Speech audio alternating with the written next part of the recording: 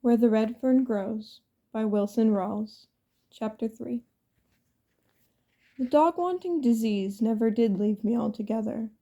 With the new work I was doing, helping Papa, it just kind of burned itself down and left a big sore on my heart. Every time I'd see a coon tracked down in our fields or along the riverbanks, the old sore would get all festered up and start hurting again. Just when I had given up all hope of ever owning a good hound, something wonderful happened. The good Lord figured I had heard enough, and it was time to lend a helping hand. It all started one day when I was hoeing corn down in our field close to the river. Across the river, a party of fishermen had been camped for several days. I heard the old Maxwell car as it snorted and chugged its way out of the bottoms. I knew they were leaving. Throwing down my hoe, I ran down to the river and waded across at a place called the Shannon Ford. I hurried to the campground. It was always a pleasure to prowl where fishermen had camped. I usually could find things, a fish line or a forgotten fish pole. On one occasion, I found a beautiful knife stuck in the bark of a sycamore tree, forgotten by a careless fisherman. But on that day, I found the greatest of treasures, a sportsman's magazine discarded by the campers. It was a real treasure for a country boy. Because of that magazine, my entire life was changed.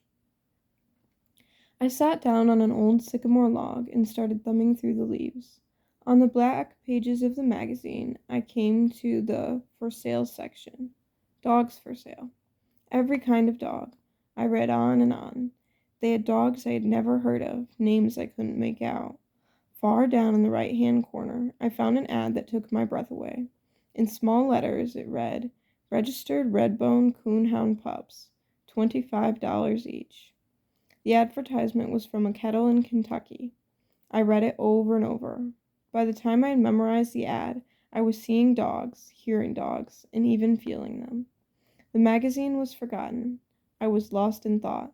The brain of an 11-year-old boy can dream some fantastic dreams. How wonderful it would be if I could have 2 of those pups. Every boy in the country but me had a good hound or 2, but $50. How could I ever get $50? I knew I couldn't expect help from Mama and Papa.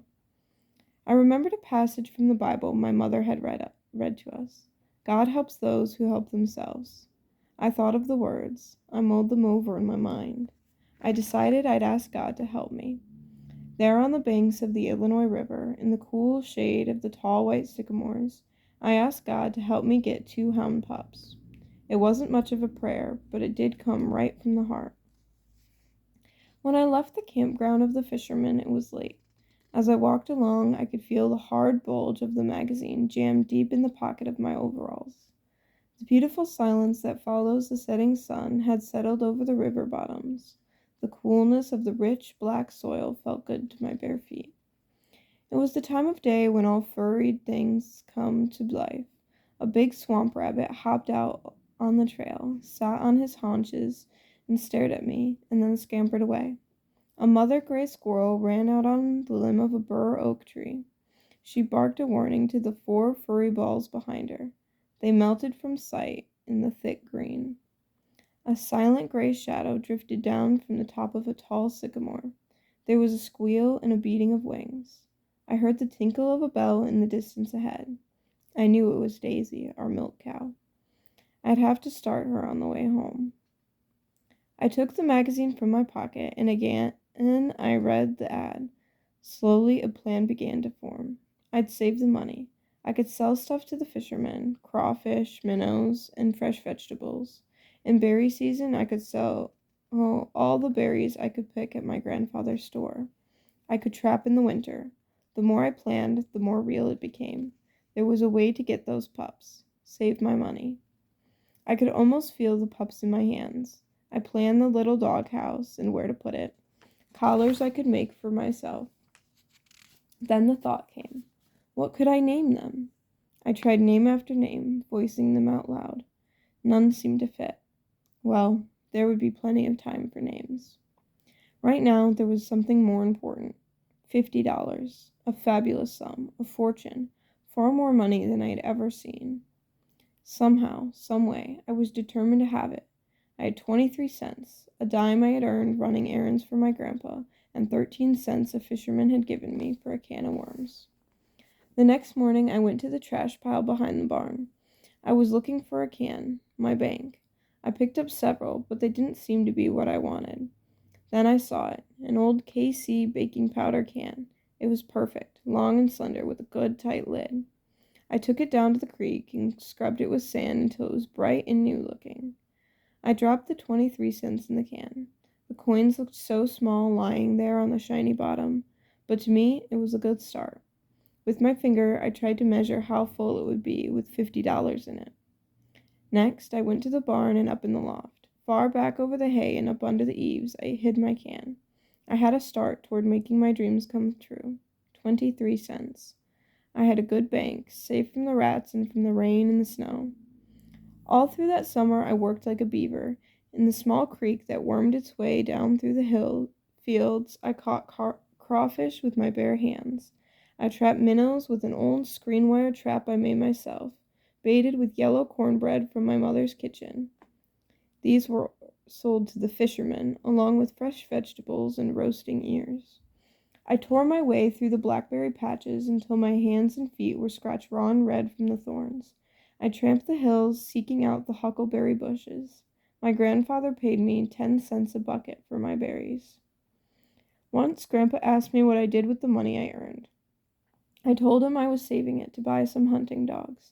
I asked him if he would order them for me when I had saved enough. He said he would. I asked him not to say anything to my father. He promised me he wouldn't. I'm sure Grandpa paid little attention to my plans. That winter, I trapped harder than ever with the 3 little traps I owned. Grandpa sold my hides to fur buyers who came to his store all through the fur season.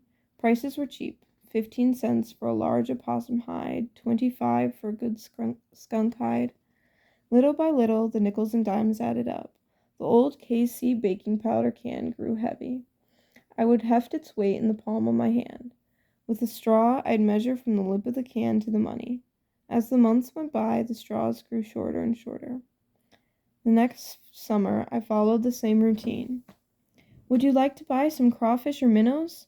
Maybe you'd like some fresh vegetables or roasting ears. The fishermen were wonderful, as true sportsmen are. They seemed to sense the urgency in my voice and always bought my wares. However, many was the time I'd find my vegetables left in the abandoned camp. There never was a set price. Anything they offered was good enough for me. A year passed. I was 12. I was over the halfway mark.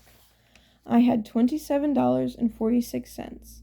My spirits soared. I worked harder. Another year crawled by slowly, and then the great day came. The long, hard grind was over. I had it, my $50. I cried as I counted it over and over. As I set the can back in the shadowy eaves of the barn, it seemed to glow with a radiant whiteness that I had never seen before. Perhaps it was all my imagination. I don't know. Lying back in the soft hay, I folded my hands behind my head, closed my eyes, and let my mind wander back over the 2 long years. I thought of the fishermen, the blackberry patches, and the huckleberry hills. I thought of the prayer I had said when I asked God to help me get my 2 hound pups. I knew he had surely helped, for he had given me the heart, the courage, and the determination. Early the next morning, with the can jammed deep in the pocket of my overalls, I flew to the store. As I trotted along, I whistled and sang. I felt as big as the tallest mountain in the Ozarks. Arriving at my destination, I saw 2 wagons were tied up at the hitching rack. I knew some farmers had come to the store, so I waited until they left. As I walked in, I saw my grandfather behind the counter, tugging and pulling. I worked the can out of my pocket and dumped it out in front of him and looked up. Grandpa was dumbfounded. He tried to say something, but it wouldn't come out. He looked at me, and he looked at the pile of coins. Finally, in a voice much louder than he ordinarily used, he asked, "Where did you get all this?" "I told you, Grandpa," I said. "I was saving my money so I could buy 2 hound pups, and I did. You said you would order them for me. I've got the money, and now I want you to order them." Grandpa stared at me over his glasses, and then back at the money. "How long have you been saving this?" he asked. "A long time, Grandpa," I said. How long? He asked. I told him, 2 years. His mouth flew open. In a loud voice, he said, 2 years? I nodded my head. The way my grandpa stared at me made me uneasy. I was on needles and pins. Taking his eyes from me, he glanced back at the money. He saw the faded yellow piece of paper sticking out from the coins. He worked it out and asking as he did, "What's this?" I told him it was the ad, telling where to order my dogs. He read it, turned it over, and glanced at the other side. I saw the astonishment leave his eyes, and the friendly old grandfather look came back. I felt much better. Dropping the paper back on the money, he turned, picked up an old turkey feather duster, and started dusting where there was no dust. He kept glancing at me out of the corner of his eye as he walked slowly down to the other end of the store, dusting here and there. He put the duster down, came from behind the counter, and walked up to me, laying a friendly old work-calloused hand on my head. He changed the conversation altogether, saying, "Son, you need a haircut." I told him I didn't mind. I didn't like my hair short. Flies and mosquitoes bothered me. He glanced down at my bare feet and asked, "How come your feet are cut and scratched like that?" I told him it was pretty tough picking blackberries barefoot. He nodded his head. It was too much for my grandfather. He turned and walked away. I saw the glasses come off and the old red handkerchief come out. I heard the good excuse of blowing his nose. He stood for several seconds with his back toward me. When he turned his eyes, I noticed his eyes were moist. In a quavering voice, he said, "Well, son, it's your money. You worked for it and you worked hard. You got it honestly, and you want some dogs. We're going to get those dogs. Be damned, be damned." That was as near as I ever came to hearing my grandfather curse, if you can call it cursing. He walked over and picked up the ad again, asking, "Is this 2 years old too?" I nodded. "Well, he said, the first thing we have to do is write this outfit. There may not even be a place like this in Kentucky anymore. After all, a lot of things can happen in 2 years. Seeing that I was worried, he said, "Now you go on home. I'll write to these kennels and I'll let you know where I get an answer. If we can't get the dogs there, we can get them someplace else. And I don't think, if I were you, I'd let my pa know anything about this right now. I'd happen to know he wants to buy that red mule from old man Potter." I told him I wouldn't, and turned to leave the store. As I reached the door, my grandfather said in a loud voice, "Say, it's been a long time since you've had any candy, hasn't it?" I nodded my head. He asked, "How long?" I told him, "A long time." "Well," he said, "we'll have to do something about that." Walking over behind the counter, he reached out and got a sack. I noticed it wasn't one of the nickel sacks. It was one of the quarter kind. My eyes never left my grandfather's hand. Time after time, it dipped in and out of the candy counter. Peppermint sticks, jawbreakers, horehound, and gumdrops. The sack bulged. So did my eyes. Handing the sack to me, he said, "Here, first big coon you catch with those dogs, you can pay me back." I told him I would. On my way home, with the jawbreaker in one side of my mouth and a piece of a horehound on the other, I skipped and hopped, making half an effort to try to whistle and sing, and couldn't for the candy. I had the finest grandpa in the world, and I was the happiest boy in the world. I wanted to share my happiness with my sisters, but decided not to say anything about ordering the pups. Arriving home, I dumped the sack of candy out on the bed. 6 little hands helped themselves. I was well repaid by the love and adoration I saw in the wide blue eyes of my 3 little sisters.